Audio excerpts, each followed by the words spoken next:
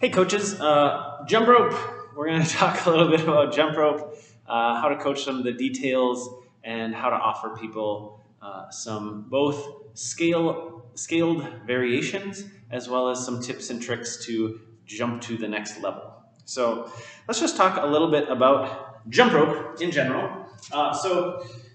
There are lots of different ways to do jump rope. There's lots of different ways to do jump rope successfully and not get injured and not pee one's pants, etc. When I think about sort of ideal jump rope form, here's what I'm thinking about. But just know that we don't have to be like, this is the only way to jump rope, because I believe there are many ways to jump rope. But first things I'm looking for is nice, strong posture. So what tends to happen is that as people try to get their feet off the floor, they actually lose this core stability and just sort of dump pelvis forward. So thinking about getting this from standing in this like slightly hollow body position.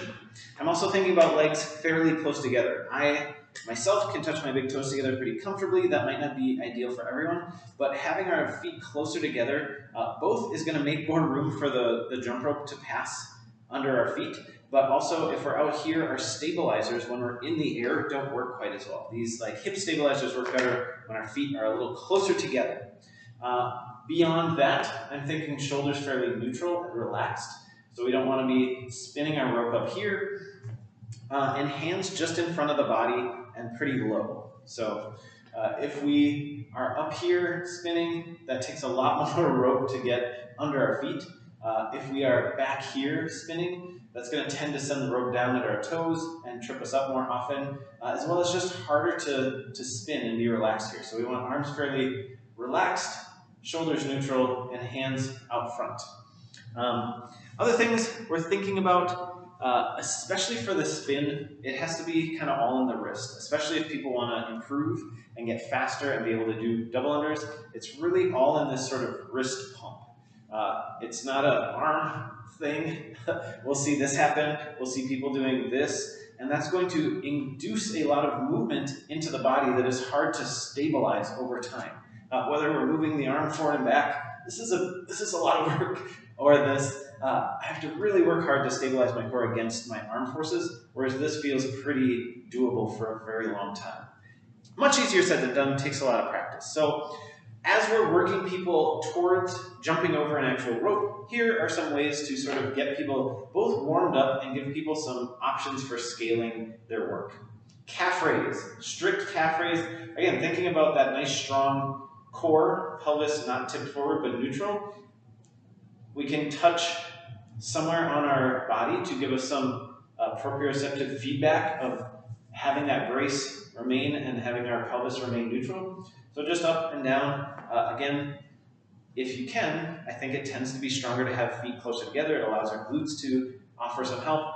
I'm saying a lot of things. These aren't things that you have to say every time you get someone to do a calf raise. I probably do say more than I need to. But they're just things to know that you can look for, not that you necessarily have to say all these, just getting people to do calf raise. Up a step from there is this little hip dip. So trying to avoid this as our hip dip, I'll move my arms. So if our hip dip induces this pelvic tip and this low back arch, we can sort of think of this more like what we would line up for like a heavy push press or something. So knees pressing out slightly, dipping straight down, maintaining that core activation to that calf raise. So dip to calf raise. That's going to be a little bit more like what's going to happen when we actually jump and then catch ourselves in the landing. So single hops should look essentially the same. Dip, drive, catch. Doing one at a time will allow people to really tune into evaluating all those things that we're looking for. So nice, strong posture, shoulders staying neutral, pelvis staying neutral, feet staying together, knees kind of coming out as opposed to knocking together. So if we are drawing people's attention to one of those things at a time, which is what we should be doing instead of trying to draw their attention to all of them, having a single hop is going to give them more chance of paying attention to that thing. Once people start doing long series of strung together hops, whether it's over a rope or not, it becomes harder to continuously evaluate that. So that's where we could start building up. So how do we get people to do single unders that otherwise can't?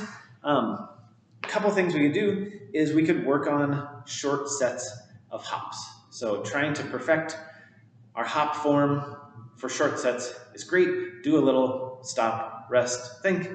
Do some more, stop, rest, think.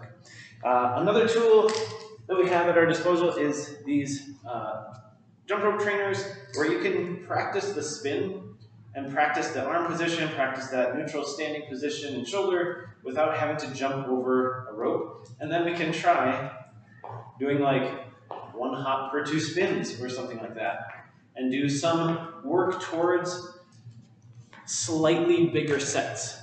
So if people get on and they're like, I'm gonna do a set of 20 unbroken, that's my first thing. That might not be a great place for everyone to start. They might do 1 hop per every other swing. They might do 1 hop per swing for 5 reps or something like that and try to like tune into what's happening in their body for those shorter sets versus trying to break off these long sets right away. So again, this is a great place to work on both just the arm position and the posture. We can even work on like something closer to like a double under, or we're varying the speed of the rope. And then we can add jumping to this. So 1 hop for every other swing. Something more like a single under. Oops, can't turn and do that at the same time. And then of course we could try to do double unders with these as well. But I think building up 2 longer sets versus expecting like even a set of 10 right away might not be right for everyone. So I think that's a good idea to have in your mind.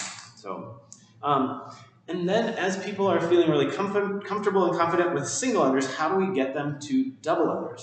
So I think what people tend to do is they radically change their form when they go to a double under. So if they have a single under that looks like this, everything's great. The moment they put pressure on themselves to get over a double under, they start doing all sorts of weird things. It becomes this like tucking the knees really high, butt kicking, really wild movements with the arms. So I think the rope trainers can be a really good tool in that we can be fairly relaxed. And we can work double unders into our single under practice. So single unders,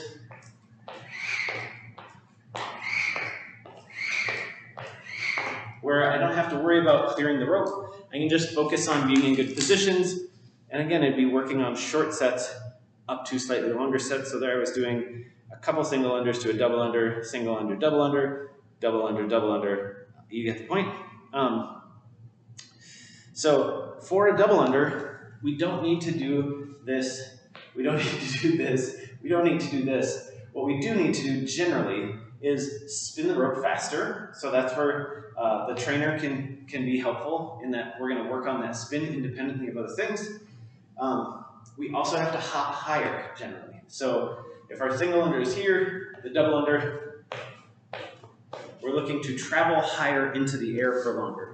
How high you have to get sort of depends on your coordination and timing with how fast you can get that rope to spin. And people need a lot of practice to be good at that. So I think practicing that higher hop without necessarily changing anything else, again, that's going to probably work better with the trainers.